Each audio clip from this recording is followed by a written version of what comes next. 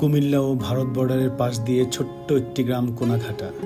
মাসের শেষ ঢাকা থেকে অল্প কিছু টাকা নিয়ে ওখানকার ছাত্রদের সাথে পরামর্শ করে প্রয়োজনীয় কিছু ত্রাণ কিনে ছাত্রদের বাসায় প্যাকিং করে রওনা করি।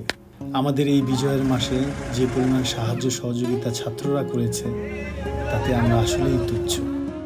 বিজয়ের মাসে আমরা সবাই এই বন্যাকে জয় করেছি সাহায্য সহযোগিতা দিয়ে।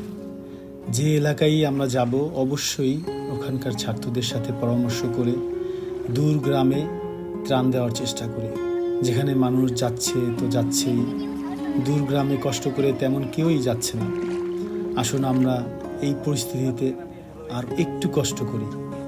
বন্যার পরে আমাদের মাটি আরও উর্বর হবে, আমরা আবার একটি ফলনশীল বাংলা দেখব।